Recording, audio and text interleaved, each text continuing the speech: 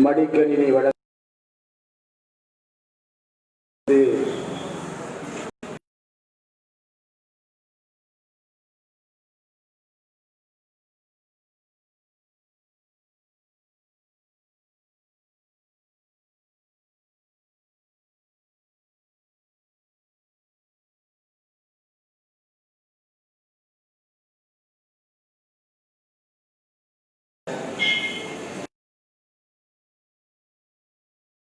கூடிய வணிக பெருங்குடி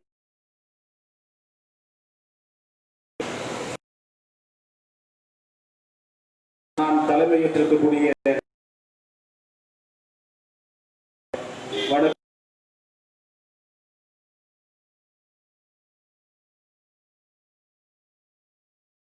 இதுவரை யாரும் எந்த அரசியல் கட்சியும் எடுக்காத கோரிக்கையை முன்வைத்து இந்த கண்டன ஆர்ப்பாட்டம் இங்கே நடந்து கொண்டிருக்கிறது.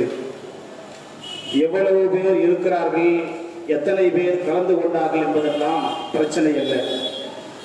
எந்த பிரச்சனையை முன்வைத்து இந்த கண்டன ஆர்ப்பாட்டம் நடந்து கொண்டிருக்கிறது என்பதுதான் முக்கியத்துவம் வாய்ந்தது.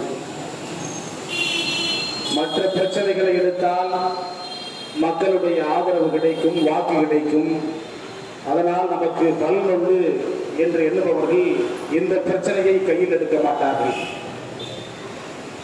இந்த சமுதாயம் ஒரு நேர்மையான சமுதாயமாக மாற வேண்டும் என்று சொன்னால் இங்கே இருக்கக்கூடிய மாணவ மாணவிகள்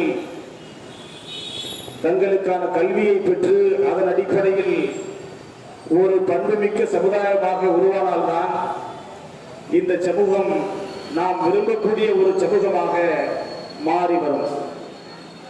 ஆனால் அப்படி ஒரு விரும்பக்கூடிய சமூகமாக மாறி வருவதற்கு தடையாக அந்த மாணவர்கள் கல்வி பெறுவதற்கு அரசே தருவதாக சொன்ன மடிக்கணினியை தரவில்லை என்பதுதான் நமது கேள்வியாக இருக்கிறது, இந்த ஆர்ப்பாட்டத்துடைய நோக்கமாக இருக்கிறது. மடிக்கணினியை அரசு ஏன் தரவில்லை? நாம் ஏதோ இங்கே எங்களுக்கு நிலம் வேண்டும், எங்களுக்கு வங்கி கடன் வேண்டும் என்று போராடவில்லை. புதிய கோரிக்கைகளை முன்வைத்து இந்த போராட்டம் நடைபெறவில்லை. ஒரு மதவாத அமைப்போ, சாதியவாத அமைப்போ, மொழியை முன்னிறுத்தி அரசியல் செய்கிற அமைப்போ, மக்களை பிளவுபடுத்தி ஒரு அரசியல் செய்கிற ஆர்ப்பாட்டமாக இந்த ஆர்ப்பாட்டம் நடைபெறவில்லை. அரசு மாணவர்களுக்கு நாங்கள் வழங்குவோம் என்று உத்தரவாதம் தந்த பிறகும் அந்த உத்தரவாதத்தை ஏன் நிறைவேற்றவில்லை என்பதை கேள்வி கேட்கவே இந்த ஆர்ப்பாட்டம் இங்கே நடைபெறுகிறது.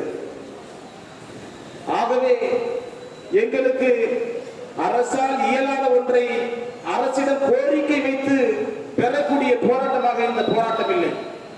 அரசு வாக்குறுதி கொடுத்து, தேர்தல் வாக்குறுதி கொடுத்து, மக்கள் எல்லாம் அரசுக்கு வாக்களித்து அவர்களை அதிகாரத்தில் அமர்த்தி அந்த அதிகாரத்திற்கு வந்த பிறகு அவர்கள் மாணவர்களுக்கு நாங்கள் மடிக்கணினி வழங்குவோம் என்று 5 ஆண்டுகளாக தரப்பட்ட மடிக்கணினி 2017 2020 வரை ஏன் தரப்படவில்லை என்பதுதான் எங்களுடைய கேள்வி.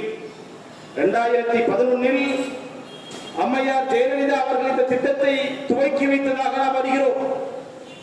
தமிழகம் எங்கும் இருக்கக்கூடிய மாணவர்கள் தொழில்நுட்ப அறிவை பெற வேண்டும். அவர்கள் மற்ற மாணவர்களைப் போல, தனியார் பள்ளியில் படிக்கிற மாணவர்களைப் போல அவர்கள் தங்களுடைய போட்டித் தேர்வுக்கு தயாராக வேண்டும் என்ற அடிப்படையில் மாணவர் நலனை முன்வைத்து இந்த திட்டத்தை அம்மையார் ஜெயலலிதா அவர்கள் துவக்கி வைக்கிறார். 2015 வரை அம்மையார் உயிரோடு இருந்த காலகட்டம் வரை மாணவர்களுக்கு அது சரியாக தரப்பட்டது.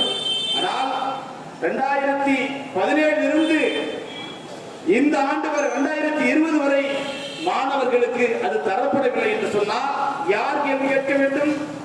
மாணவர்கள் அக்கறை உள்ளவர்கள் தான் கேட்க வேண்டும். மாணவர்கள் அக்கறை கொண்ட சமூக ஆர்வலர்கள் தான் கேட்க வேண்டும், எங்களை போன்றவர்கள் தான் கேட்க வேண்டும். அதனால்தான் இந்த பிரச்சனையை நாங்கள் கேட்கிறோம். என்னை பொறுத்தவரையில் நீலப்புலி இயக்கத்தை யார் அழைத்தாலும் நாங்கள் சென்று கலந்து கொள்வது கிடையாது. அதை நடத்துகிறவர்கள் யார்? அவர்கள் மதவாத பின்னணி கொண்டவர்களா, சாதியவாத பின்னணி கொண்டவர்களா என்பதை அறிந்த பிறகுதான் அப்படி மதவாத சாதியவாத பின்னணி கொண்டால் அப்படிப்பட்ட கூட்டங்களை தவிர்த்து விட்டு ஜனநாயக சிந்தனை கொண்ட கூட்டங்களுக்கு தான் நாங்கள் அனுமதி கொடுப்போம். அப்படிப்பட்ட கூட்டங்களை தான் பங்கு கொள்வோம். ஆனால் இந்த கூட்டத்தை பொறுத்தவரையில் அண்ணன் ஹபீப் ரஹ்மான் அவர்கள் தொடர்பு கொண்ட பொழுது என்ன கோரிக்கை என்று கேட்டேன். மாணவர் நலன் சார்ந்த மடிக்கணினி வழங்கவில்லை என்பதற்கான ஆர்ப்பாட்டம் என்று சொன்னார். அதில் யார் கலந்து கொள்கிறார், எந்த கட்சி கலந்து கொள்கிறது என்பதை பற்றியெல்லாம் நான் கவலை கொள்ளவில்லை. ஒரு பேராசிரியராக மாணவர்கள் நிலையை நான் உணர்ந்திருந்ததால் இந்த ஆர்ப்பாட்டத்தில் கலந்து கொள்ள நான் ஒப்புக்கொண்டேன். ஆக 2011 துவக்கப்பட்ட இந்த மடிக்கணினி திட்டம் 2017 வரை சரியாக செயல்பட்டிருக்கிறது. ஆனால் 2017 2020 வரை ஆண்டு கொண்டிருக்கக்கூடிய அரசு ஏன் மடிக்கணினியை தரவில்லை? இந்த அரசு தருவதாக ஒப்புதல் சொல்லியிருக்கிறது. 2017 2020 வரை மொத்தமாக 15 லட்சம் மாணவர்களுக்கு மடிக்கணினி வழங்க வேண்டும். அதற்காக 1350 கோடி ரூபாய் அரசு ஒதுக்கீடு செய்திருக்கிறது.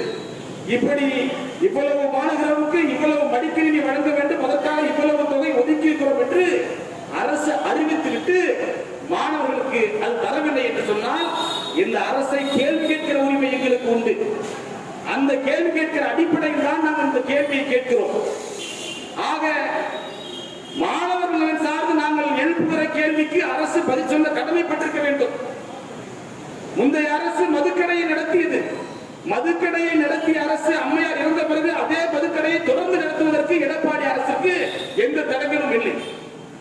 ஆனால் மதுக்கடையை தொடர்ந்து நடத்துகிற எடப்பாடி அரசு மடிக்கணினியை மட்டும் தொடர்ந்து கொடுக்கவில்லை என்று சொன்னால் மாணவர்களின் எடப்பாடி அரசிற்கு அக்கறை இல்லை என்றுதான் பொருள்.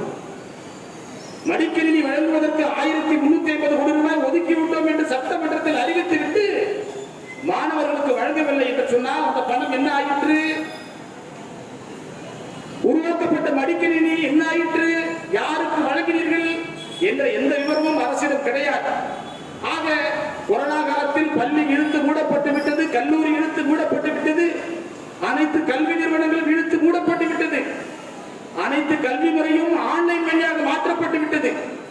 எல்லா பிள்ளைகளும் ஆன்லைன் வழியில் கல்வி கற்கிறார்கள். ஆனால் அரசு பள்ளியில் படித்த மாணவர்கள் மட்டும் ஆன்லைன் வழியில் கல்வி கற்க முடியவில்லை. ஏனென்று சொன்னால் அரசு கொடுக்க வேண்டிய மடிக்கணினி அவர்களுக்கு தரவில்லை. ஒரு அரசு பள்ளியை நடத்திவிட்டு அந்த பள்ளியில் படிக்கிற மாணவர்களுக்கு நாங்கள் மடிக்கணினி வழங்குவோம் என்று சொல்லிவிட்டு அரசே ஆன்லைன் கல்வியை ஊக்குவித்து அந்த ஆன்லைன் கல்விக்கு தேவையான மடிக்கணினியை மட்டும் நாங்கள் தரமாட்டோம் என்று சொன்னால் இந்த அரசு யாருக்கான அரசு? இது தமிழ்நாடு மட்ட அரசு மட்டும் கிடையாது, மத்திய அரசே நமக்கு எதிராகத்தான் இருக்கிறது. சமீபத்தில் ஒரு வங்கி தேர்வை இந்த அரசு நடத்துகிறது. கடந்த வாரத்தில் IBPS ஸ்டேட் பேங்கிற்காக 1300 லட்சம் அதிகாரிகள் பணியிடங்களுக்காக நடத்துகிறது. அந்த அதிகாரிகள் பணியிடங்களுக்காக நடத்தப்பட்ட அந்த வங்கி தேர்வில் SC ST OBC மாணவர்களுக்கான இடஒதுக்கீடு அங்கு வகுக்கப்பட்டிருக்கிறது. SC ST OBC மாணவர்களுக்கு தரப்பட்ட இடஒதுக்கீட்டில் அவர்களுக்கான இடங்களை பிரித்து எக்கனாமிக்கலி வீக்கர் செக்ஷனில் சொல்லப்படுகிற பின்தங்கிய முன்னேறிய வகுப்பினருக்கு தருகிறது.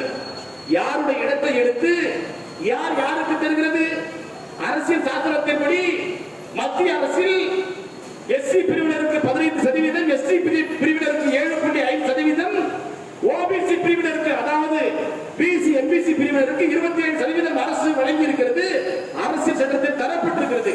ஆனால் மத்தியில் ஆளுகிற மதவாத அரசு அரசியல் சட்டத்திற்கு முரணாக பார்ப்பன பணியாட்களுக்கு முன்னேறிய வகுப்பினருக்கு தரப்பட்ட 10% இடஒதுக்கீட்டை பொது பிரிவிலிருந்து எடுக்காமல் SC பிரிவிலிருந்து 2% எடுக்கிறது, ST பிரிவிலிருந்து 1.5% எடுக்கிறது, OBC பிரிவிலிருந்து 6% எடுக்கிறது. எவ்வளவு பெரிய மானங்கெட்ட செயல்! ஒரு அரசியல் சட்டத்தை ஆண்டு கொண்டிருக்கக்கூடிய அரசே மீறுகிறது என்று சொன்னால், அதுவும் SC ST OBC மக்களுக்கு எதிராக மீறுகிறது என்று சொன்னால் இந்த நாட்டின் பெரும்பான்மை மக்களாக நாம் பார்த்து கொண்டு வேல் சூப்பி கொண்டிருக்க வேண்டுமா? இந்த நாட்டில் SC ST OBC மக்களுடைய மக்கள் தொகை எவ்வளவு தெரியுமா? 90%. 140 கோடி மக்கள் தொகையில் 120 கோடி மக்கள் தொகை கொண்டவர்கள் SC ST OBC சமுதாயத்தினர், இஸ்லாமிய கிறிஸ்துவ சமுதாயத்தினர். இந்த SC ST OBC சிறுபான்மை சமூகத்திற்கு எதிராகத்தான் இடஒதுக்கீட்டை அழிக்கின்ற வேளையில் இந்த மத்திய அரசு செயல்பட்டுக் கொண்டிருக்கிறது. இந்த மடிக்கணினியை வழங்குவதற்கு நிதி ஒதுக்கீடு செய்வதற்கு இந்த ஆட்சியிலிருந்து நிதி கிடையாதா? இதோ ஆண்டு கொண்டிருக்கக்கூடிய மத்திய மதவாத பிஜேபி அரசில் தான் 50 பொறுக்கிகள் 50 தொழிலதிபர்கள் இந்தியாவை விட்டு இந்தியாவுடைய வங்கி கணக்கிலிருந்து 60,000 கோடி ரூபாய்க்கான பணத்தை கடனாக பெற்றுக் கொண்டு தப்பித்து ஓடி இருக்கிறார்கள். அவர்களுடைய அத்தனை வங்கி கடனையும் ரிசர்வ் வங்கி சில மாதங்களுக்கு முன்பாக தள்ளுபடி செய்திருக்கிறது. 1350 கோடி ரூபாய் ஒதுக்கினால் தமிழகத்தில் இருக்கக்கூடிய 15 லட்சம் மாணவர்களுக்கும் மடிக்கணினியை வழங்கிவிட முடியும். ஆனால் அதற்கு நிதி இல்லை என்று சொல்கிறது. 12ஆம் வகுப்பு தேர்ச்சி பெற்றவன் தான் மடிக்கணினி தருவோம் என்று சொல்கிறது. அவன் உயர்கல்வியில் சேர்ந்தால் தான் மடிக்கணினி தருவோம் என்று சொல்கிறது. அவன் தேர்வில் தோல்வி அடைந்தால் மடிக்கணினி கிடையாது என்று சொல்கிறது. ஒரு மாணவன் மடிக்கணினி பெறுவதற்கு 12ஆம் வகுப்பு தேர்வில் தேர்ச்சி பெற்றால்தான் அவனுக்கு மடிக்கணினி கிடைக்கும் என்று சொன்னால், இருக்கிற அரசியல்வாதிகள் எந்த தேர்வில் வெற்றி பெற்ற அரசியல்வாதிகள் ஆனார்கள்? உங்களுக்கு ஒரு தேர்வு வைத்து அரசியல் சட்டத்தை நீங்கள் கட்டிருந்தால் தான் நீங்கள் அரசியல்வாதியாக முடியும், அரசியல் சட்டத்தை நீங்கள் கட்டிருந்தால் தான் நீங்கள் எம்எல்ஏ எம்பிக்களாக முடியும் என்று ஒரு தேர்வை வைத்தால் எடப்பாடி பழனிசாமி அந்த தேர்வில் பாஸ் பண்ணுவாரா? தேர்ச்சி பெறுவாரா? ஓபிஎஸ் தேர்ச்சி பெறுவாரா? தமிழ்நாட்டில் இருக்கக்கூடிய 40 எம்பிக்கள் 234 எம்எல்ஏக்கள் தேர்ச்சி பெறுவார்களா? எத்தனை பேர் தேர்ச்சி பெறுவார்கள்? கல்வி குறித்து அக்கறை இல்லாதவர்கள், மக்கள் நலன் குறித்து அக்கறை இல்லாதவர்கள், பொதுமக்களுடைய உரிமைகள் குறித்த அக்கறை இல்லாதவர்கள் நாட்டை ஆண்டு கொண்டிருக்கிறார்கள். அதனால்தான் படிக்கிற மாணவர்களுக்கு வழங்க வேண்டிய மடிக்கணினியை திருட்டுத்தனமாக ஊழல் செய்து 3000 கோடி ரூபாய் அளவிற்கு ஊழல் செய்து அவர்களுக்கு கல்வியிலேயே கை வைத்திருக்கிறது இந்த காவியினுடைய அரசு. இந்த காவிக்கு எடுபடியாக இருக்கக்கூடியது எடப்பாடி அரசு. அதனால்தான் இந்த பிரச்சனைகளை சமூகத்தின் மீது அக்கறை கொண்டவர்கள் நாங்கள் கேள்வி கேட்கிறோம். இதற்காக அதிமுக குரல் கொடுக்குமா, திமுக குரல் கொடுக்குமா, காங்கிரஸ் குரல் கொடுக்குமா என்றெல்லாம் நாம் எதிர்பார்க்கவில்லை. மாணவர்களுக்கு மடிக்கணினி வழங்கவில்லை. அவர் எஸ்சி மாணவராக இருந்தாலும் பரவாயில்லை, எஸ்சி மாணவராக இருந்தாலும் பரவாயில்லை, பிசி எம்பிசி மாணவராக இருந்தாலும் பரவாயில்லை, எந்த மாணவராக இருந்தாலும் பரவாயில்லை, அவன் கல்வி பெற வேண்டும். கல்வி என்பது நமக்கான உரிமையாக இருக்கிறது. அந்த கல்வியை தருவதற்கு அரசு தான் பொறுப்பேற்க வேண்டும். அரசு பொறுப்பேற்றுக் கொண்டு கல்வி நிறுவனத்தை நடத்தி கொண்டு அதில் மடிக்கணினியை வழங்கும் என்று உத்தரவாதத்தை தந்துவிட்டு உத்தரவாதத்தை மீறினால் அந்த அரசை கேள்வி கேட்க வேண்டிய கடமை எங்களுக்கு தான் இருக்கிறது. ஏழை பாழைகள், பொருளாதார வலுவற்றவர்கள் எங்கள் பிள்ளைகள் தான் அந்த அரசு பள்ளிக்கூடங்களில் படிக்கிறார்கள். எங்கள் பிள்ளைகளுடைய கனவுதான் கல்விதான் இன்று கேள்விக்குறியாக இருக்கிறது. பெரு நிறுவனங்களுக்கு, பன்னாட்டு முதலாளிகளுக்கு லட்சம் கோடி ரூபாய் வரிச்சலுகை செய்கிற இந்த அரசுதான், மோடி அரசுதான், எடப்பாடி அரசுதான் ஒரு 1350 கோடி ரூபாய் பணத்தை ஒதுக்கி அந்த பணத்தை களவாடம் செய்துவிட்டு நிதி இல்லை என்று கையை விரிக்கிறது. ஏன்? பெரு நிறுவனங்களுக்கு இத்தனை லட்சம் கோடி ரூபாய், 5 லட்சம் கோடி ரூபாய் கடந்த 5 ஆண்டுகளில் தள்ளுபடி செய்திருக்கிறீர்களே. டாடா பிர்லாக்களுக்கு, அம்பானி அதானிகளுக்கு 5 லட்சம் கோடி ரூபாய் வரிச்சலுகை தந்திருக்கிறீர்களே. அவர்கள் கட்ட வேண்டிய கடனை தள்ளுபடி செய்திருக்கிறீர்களே. தமிழ்நாட்டு இந்தியாவிலும் தப்பி ஓடிய விஜய் மல்லையா 8000 கோடி ரூபாய் ஸ்டேட் வங்கி கடனாக பெற்றார். 8000 கோடி ரூபாய் ஸ்டேட் பேங்கில் இருந்து நம்முடைய வரிப்பணத்தை கடனாக பெற்றுக்கொண்டு இந்தியாவை விட்டு ஓடிய விஜய் மல்லையாவை இந்தியாவுக்கு கொண்டு வருவதற்கு திராணி கிடையாது. தப்பித்து ஓடியவனுக்கு திரும்பி கொண்டு வந்த சட்டத்தின் முன் நிறுத்தி அவனுக்கு சிறை தண்டனை பெற்றுக் கொடுப்பதற்கு இந்த அரசிற்கு துப்பு கிடையாது. ஆனால் மாணவர்களுக்கு வழங்க வேண்டிய மடிக்கணினிக்கு மட்டும் வழங்குவதற்கு நிதி கிடையாது என்று வெளியிட்டிருப்பதற்கு எப்படி பணம் வருகிறது? விஜய் மல்லையா மட்டுமா ஓடினான்? முகில் சோக்சி ஓடினான், நிரவ் மோடி ஓடினான், லலித் மோடி ஓடினான். 50 பேர் ஓடி இருக்கிறார்கள். 65,000 கோடி ரூபாயை பதுக்கிக் கொண்டு மக்கள் வரிப்பணத்தை வங்கிகளில் கடனாக பெற்றுக் கொண்டு ஓடி இருக்கிறார்கள். அவர்களை எல்லாம், அவர் சொத்துக்களை எல்லாம் முடக்கினால் இந்தியாவில் இருக்கக்கூடிய ஏழை மக்களுடைய பிரச்சனையை, கல்வி பிரச்சனை, நில பிரச்சனை, அடிப்படை ஆதார பிரச்சனையை, இதோ இவ்வளவு பெரிய குத்தாலம் பேரூராட்சியில் ஒரு கழிப்புடை இல்லை என்று எவ்வளவு மானக்கேடானது, எவ்வளவு பெரிய மக்கள் தொகை கொண்ட பேரூராட்சி இது. இந்த பேரூராட்சிக்கு ஒரு கழிப்பிடம் கட்டி கொடுப்பதற்கு கூட இந்த அதிகாரிகளுக்கு மனமில்லை என்று சொன்னால் யாருக்காக இந்த பேரு நிர்வாகம் இருக்கிறது? ஆக மத்தியில் ஆளுகிற அரசாக இருக்கட்டும், மாநிலத்தில் ஆளுகிற அரசாக இருக்கட்டும், குத்தாலத்தில் இருக்கிற அரசாக இருக்கட்டும், எல்லாம் மக்கள் விரோத அரசாகத்தான் இருக்கிறது. இவர்கள் மடிக்கணினியை மட்டும் பறிக்கவில்லை, மக்கள் உரிமைகளை பறித்திருக்கிறார்கள். இடஒதுக்கீடு உரிமைகளை நம்மிடமிருந்து பறித்திருக்கிறார்கள். எஸ்சி எஸ்டிக்கள், நாட்டுடைய பூர்வ குடிகள், படித்தால் கேள்வி கேட்பார்கள், ஆகவே அவர்களுக்கு படிப்பு தரக்கூடாது என்று எண்ணுகிறார்கள்.